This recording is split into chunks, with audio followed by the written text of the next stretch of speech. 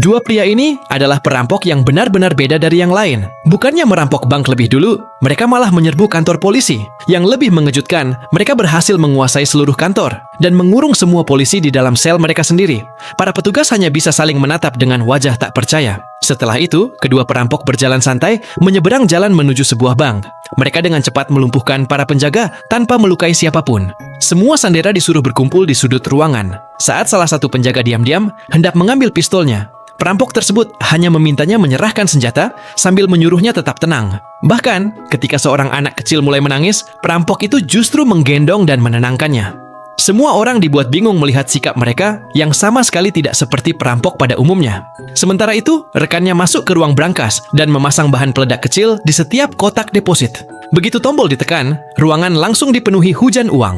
Namun, ada sesuatu yang terasa janggal. Mereka mengira hanya akan menemukan uang sekitar 5 miliar milik seorang bandar narkoba. Tetapi ternyata jumlahnya jauh lebih banyak. Meski heran, mereka tetap mengemasi semua uang tersebut lalu segera kabur. Saat keluar dari bank, Max terus menoleh ke belakang dengan wajah gelisah. Bahkan setelah mobil melaju, matanya tak lepas dari kaca spion seolah-olah ada seseorang yang sedang mengejar. Sikap itu membuat Tom mulai curiga. Setibanya di tempat persembunyian, Max hendak mengeluarkan lencana polisi untuk mengungkap identitasnya. Namun, Tom bergerak lebih cepat dan menembak bahunya.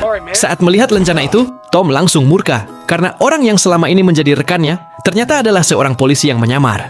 Akan tetapi, Max juga tidak tahu bahwa Tom sebenarnya adalah agen rahasia Angkatan Laut.